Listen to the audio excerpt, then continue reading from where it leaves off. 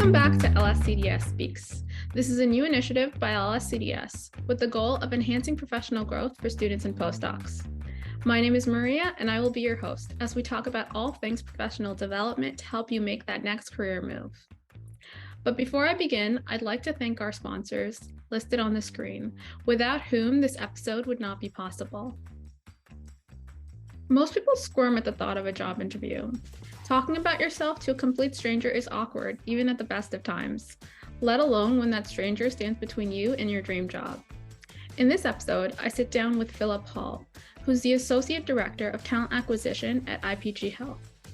Phil and I talk about the do's and don'ts of job interviews to help you excel in those high-leverage situations. Phil has 10 years of experience in talent acquisition and recruitment. He began his career in the UK, and following several successful years working at recruitment agencies, he joined IPG Health. Eventually, he moved to Canada to focus on the growth and development of the Canadian Medical Communications Office. Now he's also working with 2 domestic agencies who focus on healthcare advertising nationally. Hi, Phil. It's really great to have you here today, and I'm really excited to talk about your perspectives on common interview mistakes. But before we get into that, I'd love to know more about your role as a recruiter in biomedical communications. Can you tell us more about what a recruiter does? Yeah, absolutely. So my name's Phil Hall. I'm an Associate Director of Talent Acquisition here at IPG Health. IPG Health is a global organization with people based all over the world, but we do have a lot of people based here in Canada as well, which is great. I work within the field of talent acquisition, which I actually think is a fairly new thing, where you feed directly into the business goals. So talent acquisition feeds into whatever the company is trying to achieve from a business perspective. And that could be recruitment, which is hiring people. It could be recruitment marketing. It could be working with external recruiters and vendors. It could be around training up existing staff around interviews. It could be around campus and engaging with academic institutions and entry-level programs. It's really quite far-reaching. So yeah, that's a little bit on my role and what I do. Interesting. How long have you worked in biomedical communications or recruiting for biomedical communications? So overall, I've been in talent acquisition or recruitment and talent acquisition for 10 years. This is actually my 10th year as a recruiter or a talent acquisition professional. And I've spent 7 years working as a specific medical communications, healthcare communications, talent professional or recruiter. Wow, that's quite a lot of experience. And from that, do you feel like biomedical communications is a promising sector for recent graduates? I absolutely do, and there's a reason why I've decided to stick around in this sector for so long. It's not unusual for recruiters or talent acquisition professionals to maybe change sector. Maybe they'll go into recruiting in tech, for example, is quite attractive. But I feel there's something really quite special about medical communications and healthcare communications. I think it's a phenomenal place for people to start their career, grow their career, and really have a lot of value and a lot of impact into the healthcare community. That's great to hear. How do you suggest people get their foot in the door? Do you know what's best to leverage? Like, do you think it's better to leverage your network or extracurricular activities or skills gained during time in academia? I think that's a great question, and I think a little bit of everything. What I've noticed a lot of people doing now is using the platform like LinkedIn to have a look at somebody's profile on LinkedIn. Maybe that could be a medical writer or an account manager, and actually reach out to that person. And you mentioned networking there, reach out to them and say, hey, I'm currently studying at University X, University Y, and I'm really looking to get into the field of medical communications or healthcare communications. I see that you're in that field. Is there any advice that you have? Is there anything I can do? What I've been really pleased to see is that some of our staff will actually pick up the phone or answer a call and have that conversation. And then they go one step further and have actually referred people into our organization as well. they're really transparent about how that's happened. They say this person reached out to me on LinkedIn. I had a chat with them, and I think that they'd be good for our organization. So these may be traditional channels of, well, I applied to a job or I reached out to the recruiter. They're still effective and still important. But what I've been really pleased to see is that people have been great at reaching out to people within the industry. And because everyone is so nice, I genuinely feel that in medical communications, they're happy to have a chat with them. Um, That's but extracurricular activities is great as well. None of it hurts, but I think that that's been a really impactful way that I've seen recently from people looking to get into the industry. Yeah, so I'm sure you recruited a lot of people from life sciences as well. Do you find anything particularly challenging when recruiting people with that background? Wow, that's a great question. Um, I think one thing that's challenging is that this is maybe a strange way of looking at it. There's actually a lot of great talent. There's a lot of great talent. There really is. I think it's quite competitive. And I find that that's a little bit of it for us. That's a little bit of a challenge. We have so many great people apply to work in medical communications and healthcare communications that we have to have quite strict assessment and processes and interview processes around that. So I think the challenge is often filtering down what seems like a really great bunch of people and candidates into, say, 10 vacancies that we may have at any one time. So that would probably be part of the challenge, I think. Well, thank you. And I think our audience will find this very helpful when applying to roles in biomedical communications. But I'm talking to you today for the main reason of figuring out how to answer common interview mistakes. And I have a list of 6 issues people commonly struggle with when it comes to the interview process. And so I'm going to try and throw these at you one at a time to try and cover them all. Sounds So good. thanks. So our first one is do your research. So we found that people often fail to do their research before applying for a company. Do you have any tips on what to do when you're running short on time and you want to get a sense of what a company does? Yeah, that's a great one. Thank you. I've been on a few calls this year, last week actually, with people that want to explore being an associate medical writer. Now, some of those calls have been phenomenal. And one or two of those calls, I've said to people, so why medical communications? And the answer is, I don't really know. Like, I just saw the advert and I applied, and that's okay, because we can talk about that during the call. But when people do come and they've researched the company and they can say, well, we're not looking for the perfect answer, but if they can give us an idea of, why they've applied for that position and why they've applied to that particular company, that would be great. Now, I totally agree with you. If you're applying to 10 different organizations, do you have a lot of time to visit 10 different websites and all the rest of it and write down 10 different sets of notes on each company for what may be a 30-minute call? That's a lot to ask. What I would recommend is looking at social media. I think that's a real great place to look at stuff. I think LinkedIn is a really powerful tool. Every company has a bio on LinkedIn, which I think will be easier to pull out rather than something on a website. Each business will have different posts, different things they're liking, different things they're sharing. And so I think if I was researching a company, one of the first places that I would go would be LinkedIn and just have a look at that company page, because that almost gives you it's almost like a social media. Well, it is a social media profile of that business, and social media often has information in more of a short, snappy type of format. So that would be my first port of call when doing research. Nice. This is very insightful. And I think LinkedIn is coming out as like the source for Right. initially engaging and then doing background research. So definitely very important to be on LinkedIn, I think. I think so. Yeah, we talked about it with the reach outs that people are doing, and then obviously with research as well. You can't go wrong with having a good look at the company website as well, of course. Twitter, a lot of companies use Twitter, and some of our healthcare advertising agencies to ensure that they're appealing to all generations are looking at things like Instagram, TikTok, and Snapchat as well. So I don't want to say that they're not also relevant, because they might be something to take a look at as well. Okay, thank you. Okay, so number two, positions even within the same field can be very different. What's your suggestion on how important it is to tailor your interview answers to the position you're applying for?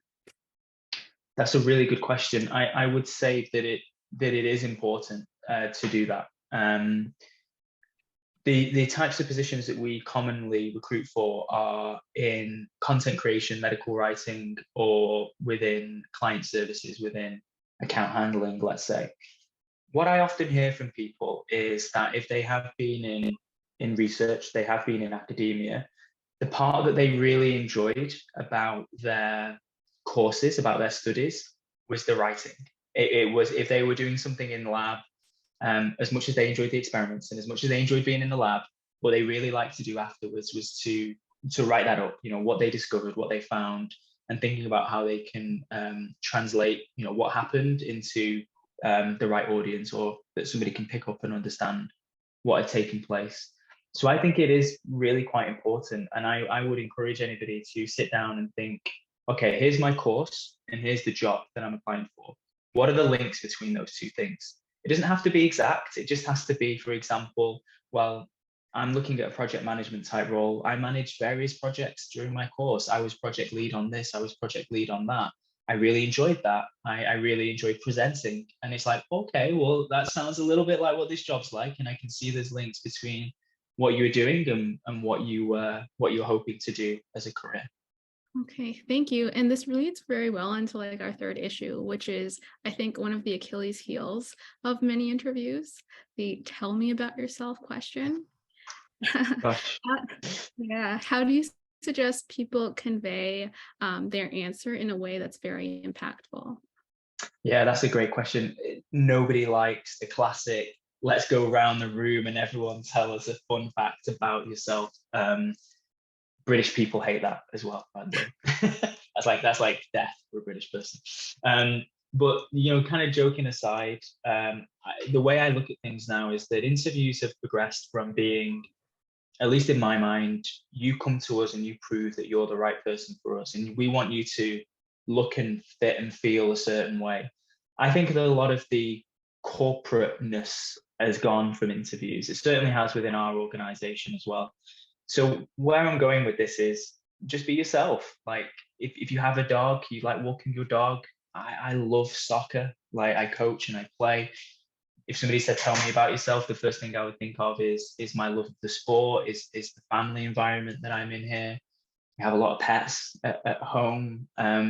So just be yourself, tell us a bit about yourself. Just say, well, these are the things that I had the same question the other week with somebody, and they said, well, I love mint chocolate ice cream, walking the dog, and I love Philadelphia soccer team. I'm like, great, that made me laugh. It made me smile. And you get a real sense of what that person's like as a human being, because we're just all human beings, and your interviewers are just people too. So I think adding that human element always goes down really, really well. That's so interesting. I think that probably also gets into culture and like if they see you as a fit for the role as well. Yeah. Yeah, absolutely. And just on that as well, it's totally fine to be yourself. I mean, we're a very diverse organization. We're a huge champion for DE&I.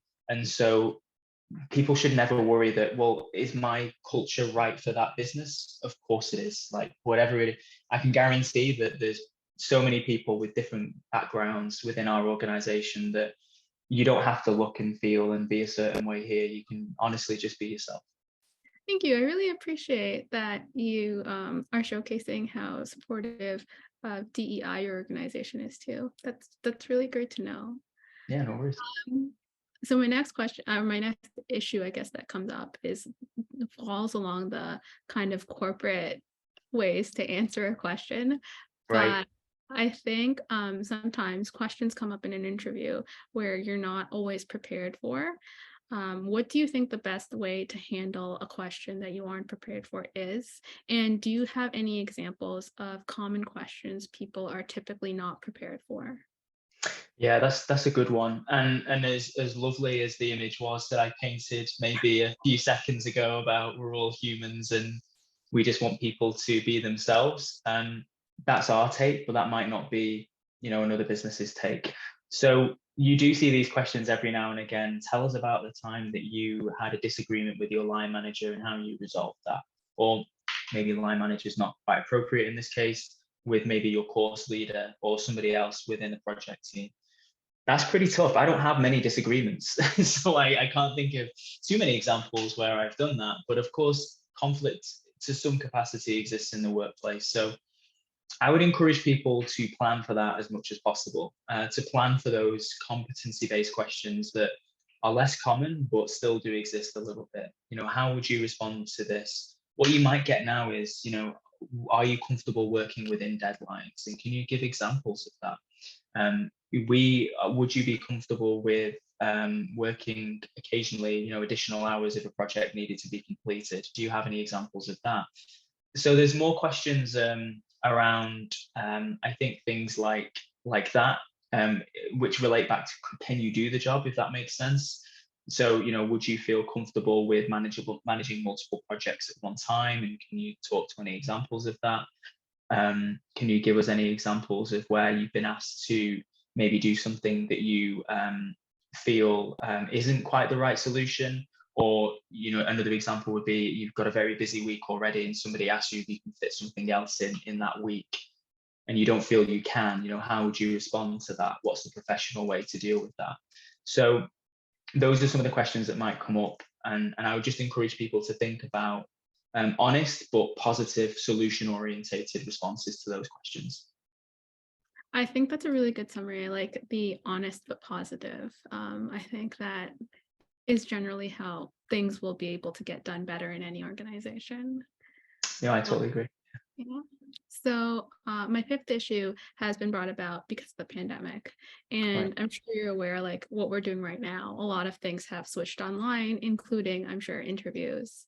And I was wondering if you had any perspectives on how to prepare for an online versus an in-person interview. Yeah, that's great. I think that some of the same rules still apply. Do you need to wear a tuxedo on an online interview? I mean, you probably won't wear that for an actual interview. That's maybe a bad example, but I think what we don't often see is people in formal office wear, let's say.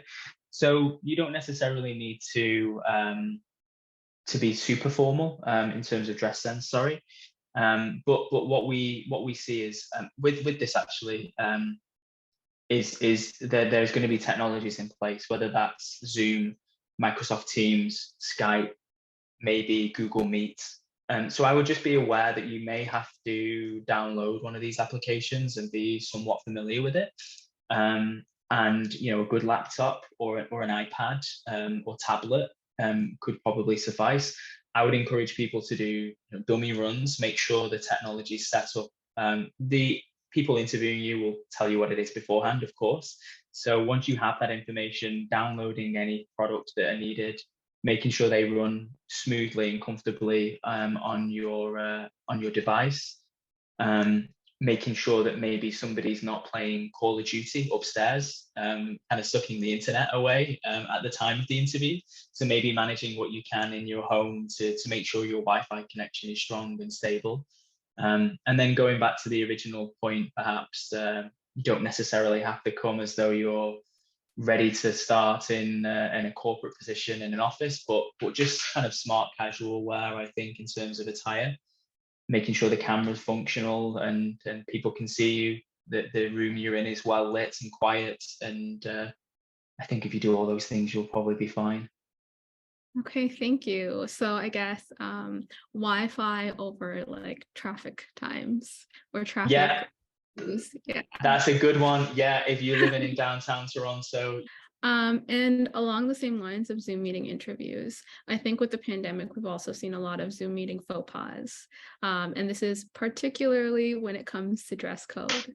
So I was wondering, as our last issue, do you have any advice on how to best dress for success?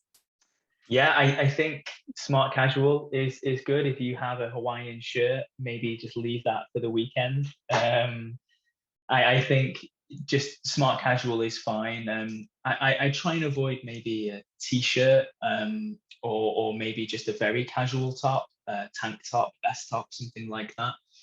But maybe a collared shirt, polo shirt, as long as it looks relatively smart, something that you feel kind of represents more of a business focused conversation rather than maybe a catch up with friends. Okay, thank you. And I think with all this advice, we'll really master these common interview mistakes. But I was also hoping to get your insight on how one can stand out. And for me, one of the main issues I have during interviews is when it comes time to ask questions. So, Yeah. can you give us any tips on how to stand out and how to ask the right question near the end of an interview? Yeah, that's a really good one. And that's a difficult one, I think, because you've gone through this interview and then there's 10 minutes left and they say we want to turn it over to you to see if you have any questions. Um, I think if you can, something that would be really kind of skillful is, and as long as it's important and relevant, is if you can relate a question back to something that was discussed during the interview. So if you can track back and say, I know that we talked about the real need for timelines, and budgets and things to be delivered within certain deadlines. Could I just ask, what is the typical turnaround of a project? What is, just on average, how tight might a deadline be, just to allow me to prepare for what I may be asked to do when I join? Wow, that's a great question. Like, you were listening to what we were talking about, and then you're asking for some more in-depth information on that particular discussion point within the interview. Um, if that's we're kind of looking at this with a little bit of hindsight, to do that with in a live situation is a little bit of a challenge. So I do think that, there's some good questions that you can ask. You can ask things around, like we've discussed, the company's response to the pandemic. How are things with flexible working? What are the opportunities to socialize with colleagues, either in a virtual or in-person setting? Are there any expectations within this role for travel or for meeting up? Is there anything that you look for in particular from people looking to join this role that you haven't already mentioned? Are there any soft skills or interpersonal or communication skills that you look for in particular with this type of role? Some of those questions would be well received. Other questions, if you want to ask around some of the topics which are very popular at the minute or very important to our business. Popular is completely the wrong word to use, but things that we're discussing internally are around our approach to sustainability and corporate responsibility. And we know that that's very important, and we know that that's very important to people. So do feel free to ask around that. Do also feel free to talk around DE&I as well, and the company's response to that, if it's important to you. And some of those questions, I think I've gone through a few things there, and I think those are some good examples of questions to ask. If you want to be really bold, and this is maybe a little bit old school, you can say, is there anything that I've said today that makes you feel that I wouldn't be a good fit for the role? And that's like, okay, it's a little bit edgy. But you can also ask, what are the next steps from here? And is there anything that I can do to talk about my experience, which would make me a more attractive candidate? Some of those questions are pretty cool, pretty snappy, but they're quite bold. Yeah, I like the what might not make me a good candidate, because I feel like sometimes you don't get feedback always, and it's like an Mhm. immediate opportunity to get feedback. Just like you never know, right? Yeah, absolutely. Yeah, yeah. And you've listed like many, many good examples of things that you can ask. I was wondering, are there any questions you would typically consider red flags that you probably shouldn't ask, like in a first interview, maybe? Yeah, that's a really good question, and a bit of a tricky one, because what immediately springs to mind are things. Now, this is hard because what we want to see is people that are committed and that are ready to work. And I wouldn't say it's necessarily a red flag, but asking specifically around taking time off work, and I don't mean holidays. Of course, you can say what's the vacation, what are the benefits and what are the vacation allowances. But I think if somebody was asking a lot of questions around, well, can I log off early on certain days, or is it possible to take extended lunch times? And what's kind of conflicting me is that some of that's actually okay. Like I walk the dog at lunch when I'm working from home. I've done gym classes at lunchtime before. So we don't want to not encourage that we have that flexibility and that approach to working, because we do. You don't have to be chained to your desk, 9 to 5. But I think a few red flags would be if somebody was maybe not seemingly engaged, or was asking questions that were focused around very specifically around what's in it for them. Things like, when would my first pay rise be, or how quickly could I get promoted? I think those are fair questions to internalize, but I wouldn't ask them at an interview. I think they're actually fair questions to ask in a roundabout way, but sometimes that can be like, oh, we're seeing that this person is very focused on themselves, whereas we want it to be a two-way street where it's like, what can you do for the company and what can the company do for you? I feel like I've waffled on a little bit there.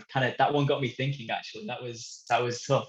That was good, but that's a really good answer, especially how you framed it, like thinking about coming off at least as too selfish Yeah. versus I want this company to succeed. I believe in its mission. Like that's one of the reasons I'm interested in it, especially if a company such as you've described is very focused and conscious of issues like DEI that involve DEI topics. I think that becomes important. Yeah, I'd Yeah, agree. thank you. And so one of my final questions is after the interview. So you've had the interview, hopefully it went well, possibly didn't. What do you think the best etiquette is on follow-up emails?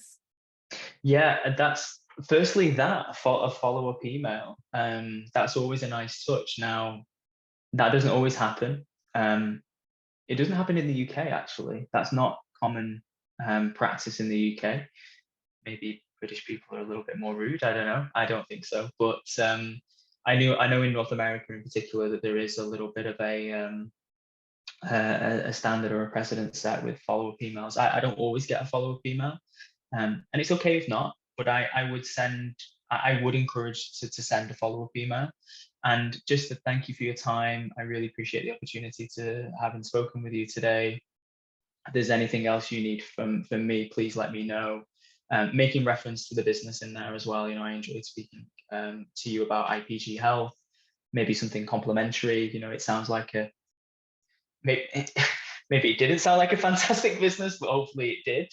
And if you feel that, then include that. It sounds like a fantastic business, and let me know if you need anything else. I'm very much looking forward to hearing from you. Something along those lines sets a nice tone, I think. Okay, thank you. I think that's a great framework to use. And finally, I wanted to get your 2 cents on how candidates can stand out during the interview process, especially like hearing what you said earlier in our conversation about one of your biggest challenges being selecting candidates seemingly from a big pool to narrow it down. What really, I guess, helps candidates, particularly candidates with a life science background, stand out to you? Yeah, that's a good one again. And I think you said it a little better than I did there. The selection process. Yeah, that is a challenge for us.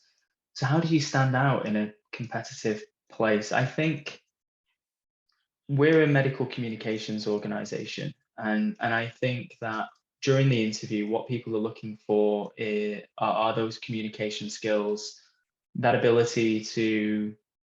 I think the interview is very important for us, maybe more important than, say, other sectors and other jobs, because you will spend a lot of your time working with people and communicating with people.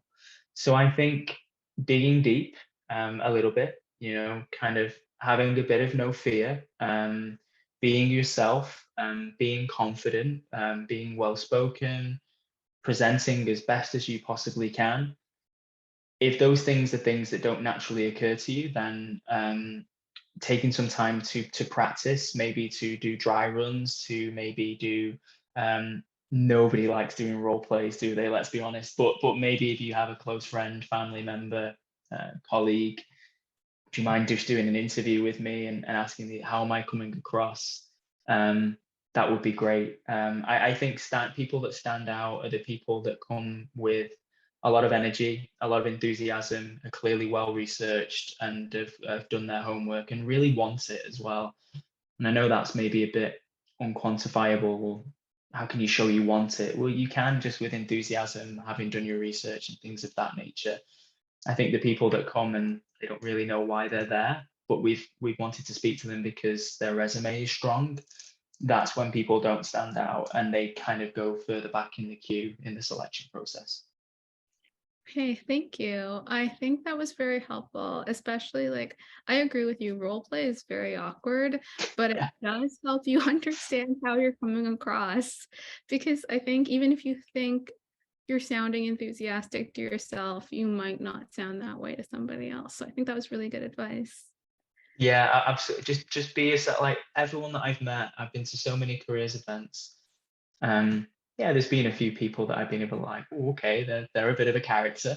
But 9 times out of the 10, people are just really nice, genuine, normal, lovely people, whatever that means. So I would just always encourage people just to be themselves. And we're not looking for a comedy show, but inject a bit of enthusiasm, a bit of personality, and some courtesies, and that always goes down really well. Oh, thank you.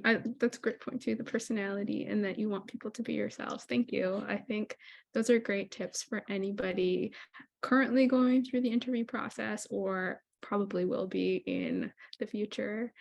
And thank you, Phil. Again, thank you for sharing your experiences and your advice on how to approach common interview mistakes and also how to stand out. Yeah, no, And thanks for having me. so that wraps up this episode. And thanks again to Phil for sharing his advice as the Associate Director of Talent Acquisition at IPG. I would also like to thank our viewers for continuing to support this series. I hope you will be able to implement this advice in your next interview. Also, be sure to join us for our next episode as we discuss effective ways to network both in and out of academia.